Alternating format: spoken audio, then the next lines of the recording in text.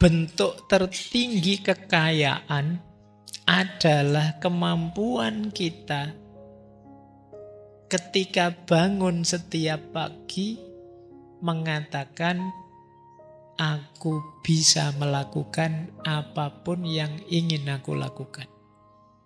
Oh, ini berarti kita sudah di puncaknya orang kaya sudah. Kalau masih saya pingin ini tapi kok enggak bisa, saya pingin itu tapi kok enggak mungkin, itu belum kaya. Sebanyak apapun yang kita miliki.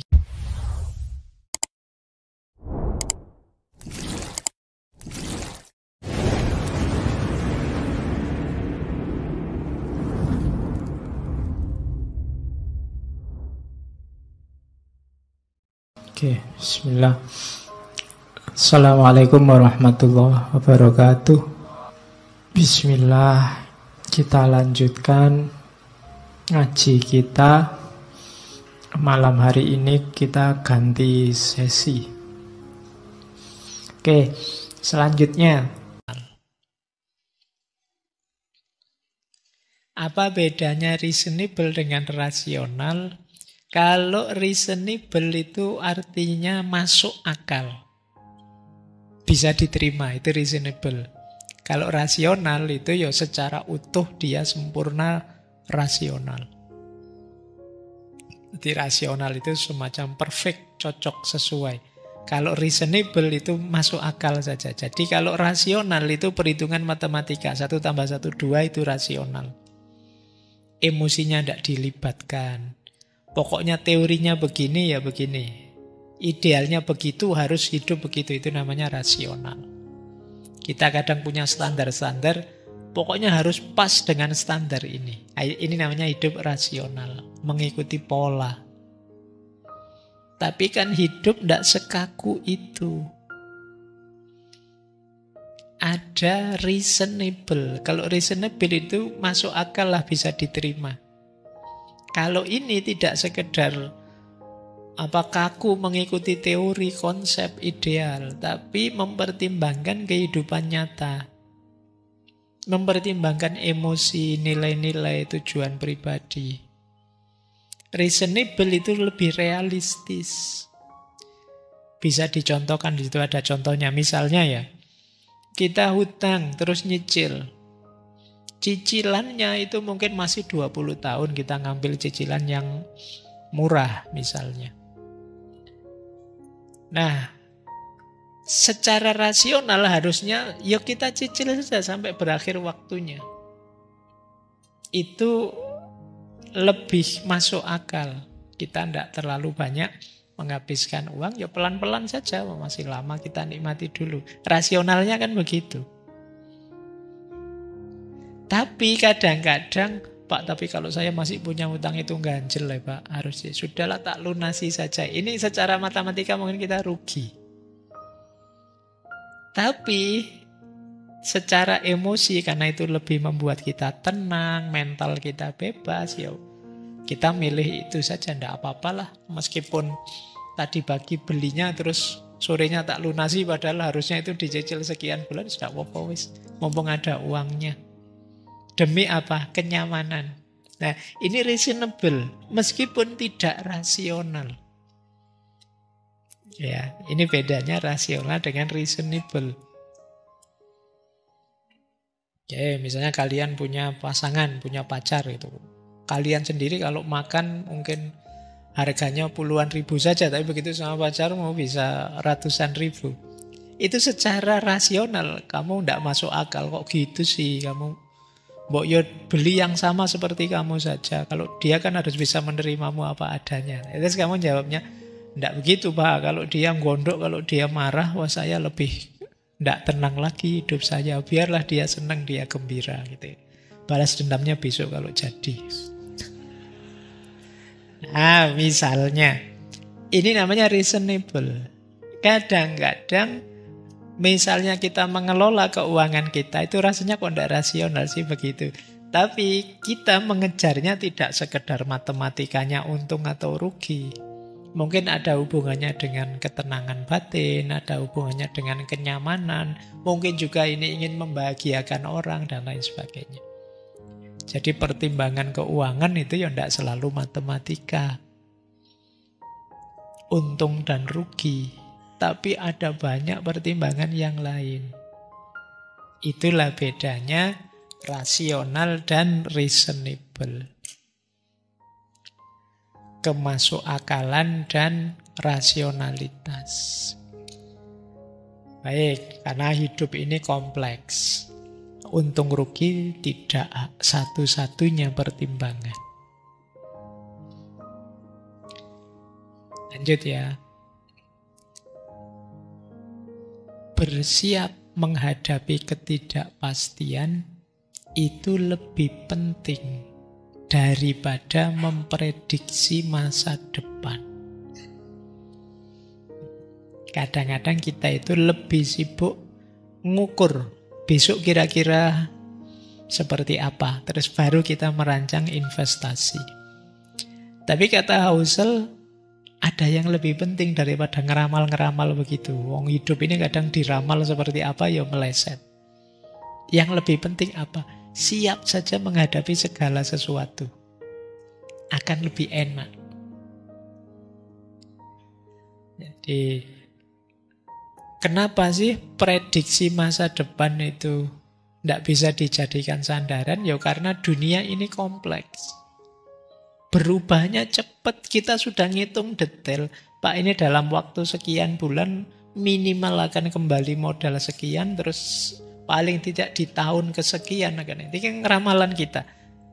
Tiba-tiba ada pandemi 2 tahun. Selesai sudah. Dunia tidak sesimpel itu. Banyak hal besar yang mempengaruhi hidup ini. Keuangan kita juga terpengaruh. Dan ini tidak bisa diprediksi. Krisis ekonomi itu 98 itu mungkin tidak banyak orang yang memprediksi sebelumnya tahun itu ada krisis heboh besar-besaran. Situasi berubah sangat drastis. Pandemi juga begitu. Inovasi teknologi. Semua orang kaget.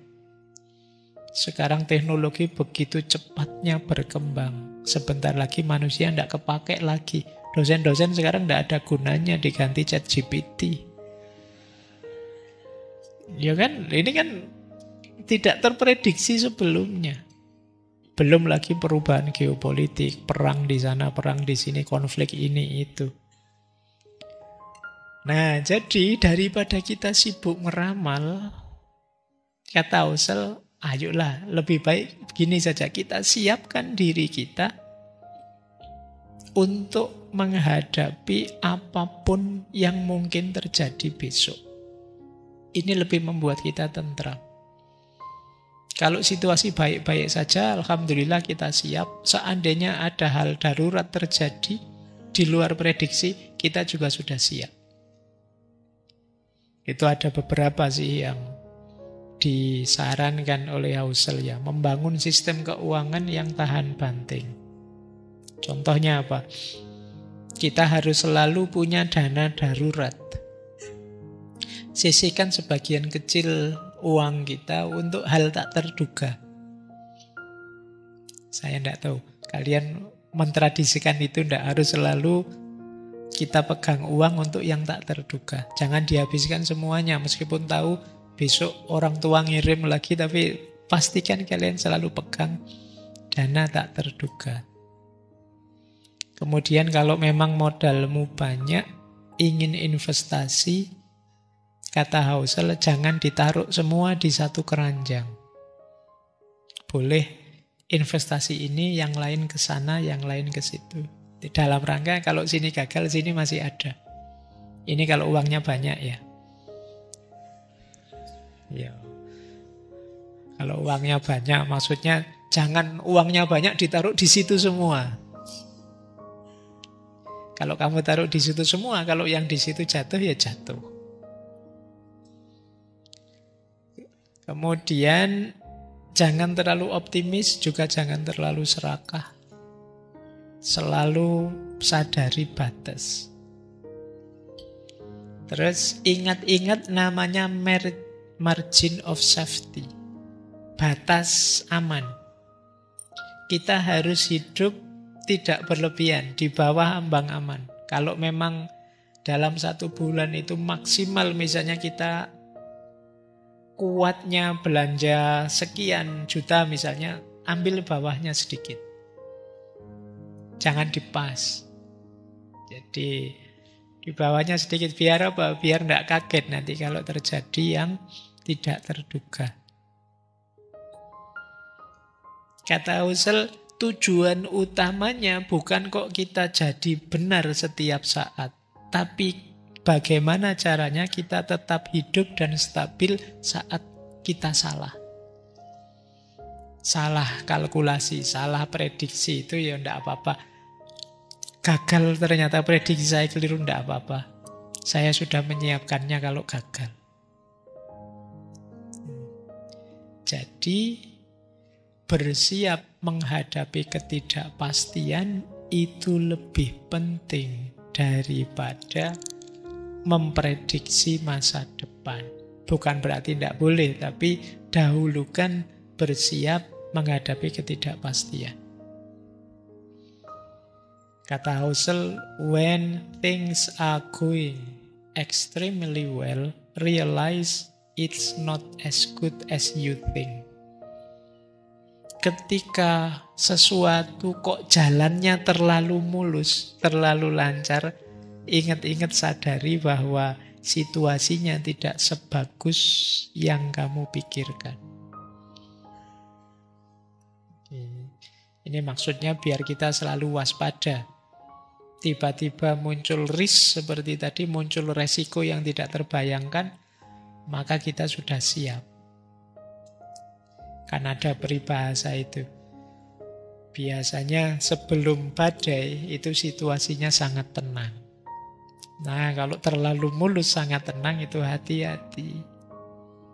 Biasanya tidak terduga tiba-tiba terus badainya muncul. Maka siap-siaplah. Baik, kita lanjutkan. Ini menarik. Di bukunya Husserl ada istilah man in the car paradox. Paradok orang dalam mobil. Ini mungkin nyindir orang yang suka pamer. Jadi paradok ini terjadi, kata Husserl, ketika seseorang membeli barang mahal, misalnya mobil mewah. Harapannya dia biar orang lihat mobil kita itu terus kagum, iri, dan lain sebagainya. Kata Husserl, orang itu kan inginnya, misalnya saya beli mobil baru, saya membayangkan orang lihat saya itu iri pada saya, kagum pada saya. Padahal kata Husserl, itu sebenarnya orang tidak kagum pada saya. Orang hanya kagum pada mobilnya saja, bukan orangnya. Di buku itu contohnya begini. Ketika seseorang melihat orang mengendarai Ferrari misalnya, mereka tidak berpikir, wow orang itu hebat. Tapi cenderung berpikir, kalau aku punya mobil itu, keren mungkin ya. Jadi orang tidak mikir kita, yang dipikir dia di mobil itu. Maksudnya apa? Kekaguman orang itu diarahkan tidak pada pemiliknya, tapi bayangan mereka kalau memiliki hal itu. Teman-teman misalnya lihat ada rumah bagus, mewah, luar biasa. Apa mikir orang yang punya rumah? Yang kita pikir, seandainya ya saya punya rumah kayak gitu. Saya tetap, bukan kalian yang punya rumah. Ini namanya man in the car paradox. Maksudnya apa sih analogi ini? Kita itu sering salah mengira bahwa kalau kita kaya dan orang tahu kita kaya, terus orang kagum pada kita. Padahal enggak. Orang itu hanya sibuk memproyeksikan keinginan mereka sendiri dalam barang-barang yang kita miliki. Jadi kita yang suka pamer, termasuk pamer status, pamer barang, ini sebenarnya tidak efektif. Orang tidak sepenuhnya menghargai kita. Kata Husserl, pengakuan sejati itu tidak datang dari penampilan luar.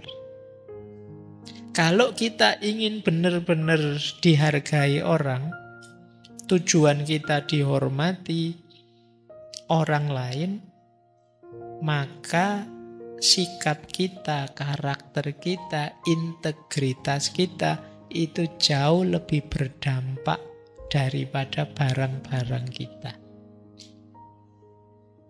Kalau ingin yang dilihat orangnya, jangan cuma pamer mobilnya. Yuk jadi orang baik.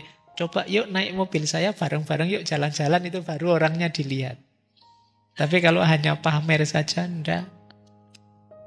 Orang hanya memproyeksikan, membayangkan keinginannya pada barang kita. Apakah itu mobil, apakah itu rumah, bahkan mungkin apakah itu pasangan misalnya. Jadi jangan dikira orang melihat kita, ya kalau memang kalian mamerkan pasanganmu, yang dilihat pasangannya. Seandainya ya pasangan saya kayak gitu, itu mikirnya ke situ mesti. Jadi pamer itu tidak efektif untuk kita memancing penghormatan, penghargaan orang lain. Kalau ingin penghormatan, penghargaan orang lain, bukan pamer yang harus kita lakukan, tapi kebaikan. Integritas, sikap dan karakter dan lain sebagainya. Jadi nanti ingat-ingatlah man in the car paradox. Paradok orang di dalam mobil. Oke. Kita lihat sekarang finalnya. Semua konsep-konsep tadi yang dijelaskan, pada akhirnya apa sih tujuannya pengelolaan uang dengan baik tadi? Menurut Husserl, tujuan akhir uang adalah memberi kebebasan kita. Ini sering terbalik. Kita sering sebaliknya justru dibelenggu oleh uang. Orang kaya yang sejati itu dia dibebaskan oleh uangnya. Kalau kita jadi takut begini, takut itu, takut uang kita berkurang, ini belum kaya yang sejati. Orang yang sukses mengelola uangnya itu adalah orang yang dibebaskan oleh uang. Gambarannya seperti ini, kata Husserl. Uang itu paling bernilai bukan karena kita bisa membeli mobil, membeli rumah atau kemewahan. Tapi dengan banyak uang kita bisa memiliki diri kita, ngatur waktu kita suka-suka. Itu orang sukses namanya. Jadi orang yang paling kaya itu bukan yang paling banyak kekayaan materinya, tapi orang yang bisa, ini paling tidak ya, hari ini kerja apa enggak ya? Enggak usah kerjalah, santai saja. Tapi uangnya tetap datang. Hari ini ke kantor enggak? Biar saja sudah ada yang ngurusi, jalan-jalan aja lah. Tapi uangnya, ini orang merdeka sudah. Libur sajalah hari ini. Gitu kan. Jadi ini orang yang sudah merdeka. Termasuk menolak hal yang tidak cocok dengan nilai hidupku. Di sini saya kok diatur-atur kayak gitu, padahal saya tidak suka itu. Dia sudahlah, tidak bisa lah. Ini merdeka. Di sini kok tidak boleh ngerokok, padahal saya suka ngerokok. Kalau gitu saya keluar saja. Nah, itu kalau berani begini kalian merdeka. Orang kaya itu orang yang bisa mengatur waktunya sendiri, mengendalikan dirinya sendiri. Jadi dia bebas, apa keinginannya dia wujudkan. Banyak orang, kata Husserl, mengejar uang, tapi terus dia terikat dengan pekerjaannya, stres, dikejar-kejar keinginan konsumtif ini, konsumtif itu. Dan ini masalah, kata Husserl. Ternyata uang malah membelenggu kita. Oleh karena itu, ayo kita menjadikan uang sebagai jalan kebebasan. Caranya bagaimana? Itu di situ antara lain di buku itu disebutkan, misalnya yang pertama, gaya hidup kita ayo sesuai kemampuan saja. Keinginannya jangan aneh-aneh dan tahu kapan berhenti. Ini membuat kita terbebaskan. Kalau kita punya keinginan banyak yang aneh-aneh, biasanya terus dikejar-kejar target ini, target itu. Kita tidak bisa menikmati uang bahkan. Yang kedua, punya dana darurat, kata Husserl. Apapun yang terjadi, bahkan mungkin sampai di PHK lah, tidak punya ini, tidak punya itu. Tapi ketika kita punya dana darurat, kita masih aman. Tidak apa-apalah, ini prinsip. Kalau saya tidak boleh itu, ya sudah saya keluar, tidak apa-apa. Masih bisa survive, saya masih punya dana darurat. Ini membuat kita bebas. Kemudian yang ketiga, uang agar bisa jadi jalan kebebasan kita, mari menghindari perbandingan sosial yang tidak sehat. Yang membuat kita tadi terburu-buru, stres, dikejar pekerjaan ini itu, biasanya karena kita membanding dengan yang lain. Ingin sesukses dia, ingin sekaya mereka, ingin punya ini itu seperti dia, itu membanding. Akhirnya gaya hidup kita tidak sesuai kemampuan. Akhirnya kita terbelenggu. Nah, ayo mulai pinter membaca diri kita ya, memahami diri kita. Terus yang terakhir, kata Husserl, jangan korbankan seluruh hidup kita hanya untuk uang. Kenapa? Karena kita hidup sekali dan waktu tidak bisa diulang kembali. Jangan sampai terlalu fokus ngejar uang, lupa menikmati uang, lupa menikmati hidup. Tidak bisa senyum, tidak bisa ketawa, tidak punya teman lagi, tidak dekat sama keluarga karena sibuk ngejar uang terus. Ini kerugian besar. Iya, uang itu penting tapi tidak segalanya. Nah, ini penting diingat-ingat biar uang punya fungsi membebaskan. Jadi kata Husserl akhirnya apa? The highest form of wealth is the ability to wake up every morning and say, I can do whatever I want to do. Bentuk tertinggi kekayaan adalah kemampuan kita ketika bangun setiap pagi mengatakan, aku bisa melakukan apapun yang ingin aku lakukan. Oh, ini berarti kita sudah di puncaknya orang kaya sudah. Kalau masih saya pingin ini tapi kok tidak bisa, saya pingin itu tapi kok tidak mungkin, itu belum kaya. Sebanyak apapun yang kita miliki, kata Husserl. Orang kaya itu ya, aku pingin apa saja bisa. Itu alternatifnya dua sebenarnya. Kita punya segalanya sehingga ingin apa saja bisa kita lakukan. Yang kedua, kita bisa mengontrol, mengendalikan keinginan kita.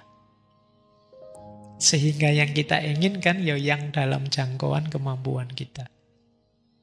Nah, jadi ayo latihan ini ya. Latihan jadi orang kaya sekarang pun bisa. Caranya apa? Kontrol keinginanmu. Jadi inginkanlah hal-hal yang mungkin diinginkan oleh diri kita. Yang mungkin dipenuhi oleh diri kita sekarang. Kita akan jadi orang paling kaya. Jadi, I can do whatever I want to do. Ya. Nah, dilengkapi lagi di quote selanjutnya. Independent to me doesn't mean you will stop working. It means you only do the work you like, with people you like, at the times you want, for as long as you want. Kemandirian bagi saya, kata Housel, bukan berarti engkau berhenti bekerja. Tetapi itu berarti engkau hanya melakukan pekerjaan yang kau sukai. Bersama orang yang engkau sukai juga.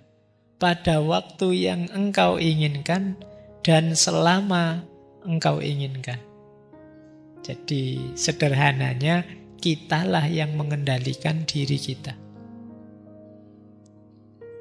Itulah nanti yang jadi parameter kita mandiri beneran apa tidak. Kenapa? Kok kita bekerja di pekerjaan yang tidak kita sukai, ya itu namanya tidak mandiri. Dekat orang yang kita benci tapi kita tidak mau menjauh, tidak mau keluar, ya sama, kita belum mandiri. Waktunya kita tidak cocok juga, tidak suka dengan timingnya, juga lamanya, durasinya kita tidak bisa ngatur, ya sebenarnya kita masih belum mandiri. Mandiri itu kita melakukan apapun ya mau kita. Durasinya sepanjang apa suka-suka kita. Nah ini, cuma ya ini kalau kita jadi pegawai susah kayak gini ya. Kamu mau ndak mau itu sudah. Kalian harus lebih mandiri, tidak jadi pegawainya orang.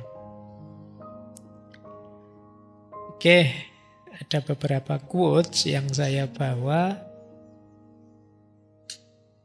Kali ini menarik. Spending money to show people how much money you have is the fastest way to have less money. Kalau engkau menghabiskan uang hanya untuk menunjukkan kepada orang lain berapa banyak uang yang kau miliki, itulah cara tercepat untuk memiliki lebih sedikit uang. Jadi kalau kalian membelanjakan uangmu hanya untuk pamer saja, itulah jalan tercepat untuk kehabisan uang. Kenapa? Karena semangat untuk pamer itu tidak ada akhirnya. Kalau kalian merasa eksis setelah dikagumi orang, setelah dipuji orang, ya itu tidak akan ada akhirnya. Itu jalan tercepat untuk membuatmu bangkrut. Membeli hal-hal yang tidak ada gunanya, tidak ada pentingnya. Seperti minggu lalu, belanja hanya untuk gengsi, bukan untuk fungsi.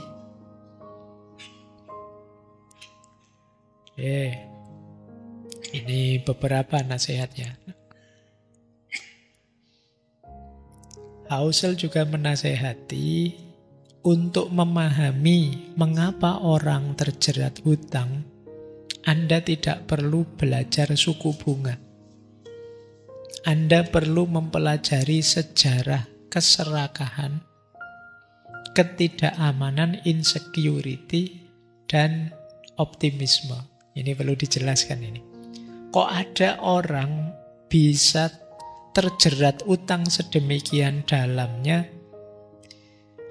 Jangan belajar tentang kredit suku bunga, itu akarnya pasti 3.